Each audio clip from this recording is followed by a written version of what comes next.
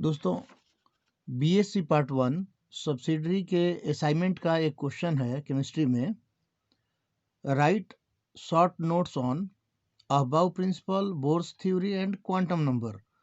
इसमें ये A B C करके 3 गो पोर्शन है। Aufbau principle, Bohr's theory and quantum number. तो आपके सामने अबाव प्रिंसिपल मौजूद है और वहाँ से हम इसका उपयोग कर सकते हैं। Above is a German word meaning building up. This gives us a sequence in which various subcells are filled up depending on the relative order of the energy of the subcells.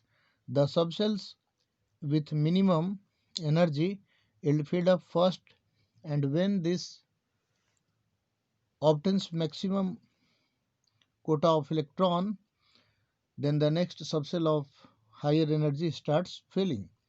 The sequence in which the various subcells are filled in the following is the following.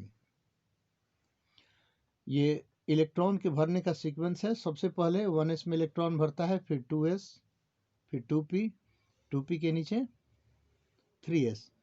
इस तरह से इलेक्ट्रॉनों के भरने का हम लोग एक सीक्वेंस बनाते हैं और इस सीक्वेंस को अबाव डायग्राम भी कहते हैं।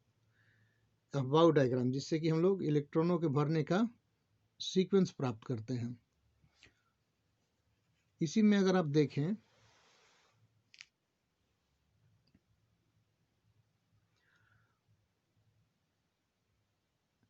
the sequence in which various subcells are filled up can also be determined with the help of n plus L value for a given subcell. The subcell with lowest n plus L value is filled up first. When two or more subcells have same n plus L value, the subcells with lowest value of n is filled up first.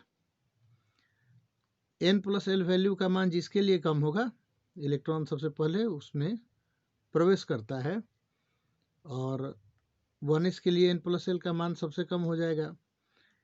n principal quantum number and l is azimuthal quantum number.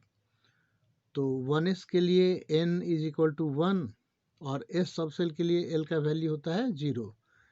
तो 1s में electron सबसे पहले प्रवेश करता है। बाकियों के लिए भी ये क्रम जो दिया गया है आप उसको देख सकते हैं।